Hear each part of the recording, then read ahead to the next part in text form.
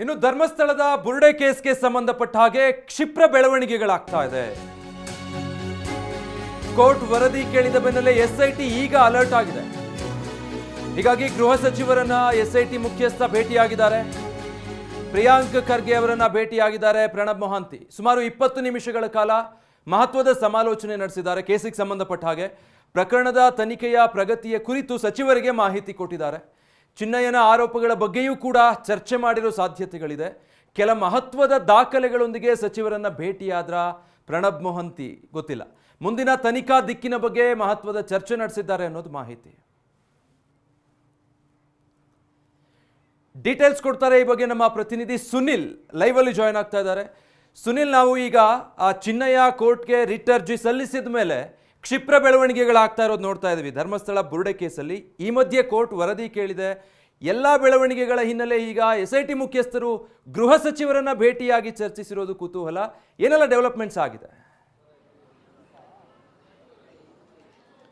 ವೀರಪ್ಪ, ಈಗಾಗಲೇ ಧರ್ಮಸ್ಥಳ ಬುರುಡೆ ಪ್ರಕರಣಕ್ಕೆ ಸಂಬಂಧಪಟ್ಟಂತೆ ಸಾಕಷ್ಟು ಕ್ಷಿಪ್ರ ಬೆಳವಣಿಗೆಗಳು ಕೂಡ ನಡೀತಾ ಇದೆ. ಇದರ ಬೆನ್ನಲ್ಲೇ ಈಗಾಗಲೇ ಚಿನ್ನಯ್ಯ ಒಂದು ರಿಟ್ ಅರ್ಜಿಯನ್ನು ಕೋರ್ಟ್ಗೆ ಏನು ಸಲ್ಲಿಸಿದ್ದ ಆ ಒಂದು ಅರ್ಜಿಗೆ ಸಂಬಂಧಪಟ್ಟಂತೆ ಈಗಾಗಲೇ ಎಸ್ಐಟಿಗೆ ಕೋರ್ಟ್ ಕೂಡ ಒಂದು ಸೂಚನೆಯನ್ನು ಕೂಡ ಕೊಟ್ಟಿದೆ, ವರದಿಯನ್ನು ಕೊಡುವಂತೆ. ಇದರ ಬೆನ್ನಲ್ಲೇ ಈಗಾಗಲೇ ಗೃಹ ಸಚಿವ ಪ್ರಿಯಾಂಕ್ ಖರ್ಗೆ ಅವರನ್ನ ಎಸ್ಐಟಿ ಮುಖ್ಯಸ್ಥರಂತ ಪ್ರಣಬ್ ಮೊಹಾಂತಿ ಅವರು ಕೂಡ ಭೇಟಿಯಾಗಿದ್ದಾರೆ. ಭೇಟಿಯಾಗಿ ಸುಮಾರು 20 ನಿಮಿಷಗಳ ಕಾಲ ಈಗಾಗಲೇ ಮಾತುಕತೆಯನ್ನು ಕೂಡ ನಡೆಸಿದ್ದಾರೆ. ಹಾಗಾಗಿ ಈ ಒಂದು ಕ್ಷಿಪ್ರ ಬೆಳವಣಿಗೆ ನಡುವೆ ಈಗಾಗಲೇ ಗೃಹ ಸಚಿವರ ಭೇಟಿ ಸಾಕಷ್ಟು ಮಹತ್ವವನ್ನು ಕೂಡ ಪಡೆದುಕೊಂಡಿದೆ. ಪ್ರಮುಖವಾಗಿ ಈಗಾಗಲೇ ಕೋರ್ಟ್ ಕೊಟ್ಟಿರೋ ಒಂದು ಸೂಚನೆ ಇದೆ. ಆ ಸೂಚನೆಯ ಬಗ್ಗೆ ಒಂದಷ್ಟು ಚರ್ಚೆಯನ್ನು ಕೂಡ ನಡೆಸಲಾಗಿದೆ. ಅದೇ ರೀತಿಯಾಗಿ ಆರೋಪಿ ಚಿನ್ನಯ್ಯ ಮಾಡಿರುವಂಥ ಗಂಭೀರ ಆರೋಪಗಳೇನಿದೆ ಅದು ಕೂಡ ಈಗಾಗಲೇ ಸಾಕಷ್ಟು ದೊಡ್ಡ ಮಟ್ಟಿಗೆ ಚರ್ಚೆ ಕೂಡ ನಡೆಸ್ತಾ ಇದೆ, ಸದ್ದನ್ನು ಕೂಡ ಮಾಡ್ತಾ ಇದೆ.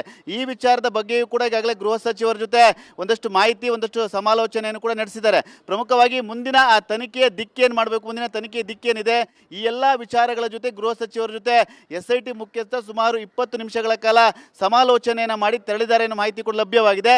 ಅಷ್ಟೇ ಅಲ್ಲದೆ ಪ್ರಮುಖ ದಾಖಲೆಗಳನ್ನು ಕೂಡ ಈಗಾಗಲೇ ಗೃಹ ಸಚಿವರ ಬಳಿ ತೆಗೆದುಕೊಂಡು ಹೋಗಿ ಮಾತುಕತೆಯನ್ನು ಕೂಡ ನಡೆಸಿದ್ದಾರೆ ಅನ್ನೋ ಮಾಹಿತಿ ಕೂಡ ಲಭ್ಯವಾಗಿದೆ. ಯಾಕೆಂದ್ರೆ ಈಗಾಗಲೇ ಆರೋಪಿ ಚಿನ್ನಯ್ಯ ಧರ್ಮಸ್ಥಳ ಬುರುಡೆ ಪ್ರಕರಣಕ್ಕೆ ಸಂಬಂಧಪಟ್ಟಂತೆ ಮಾಡಿರುವ ಒಂದು ಗಂಭೀರ ಆರೋಪಗಳೇನಿದೆ ಸಾಕಷ್ಟು ರಾಜಕೀಯದಲ್ಲಾಗ್ಬೋದು ಮತ್ತೆ ತನಿಖೆಯಲ್ಲೂ ಕೂಡ ಒಂದಷ್ಟು ಪ್ರಭಾವ ಬೀರುವಂಥ ಸಾಧ್ಯತೆಗಳು ಕೂಡ ದಟ್ಟವಾಗಿದೆ.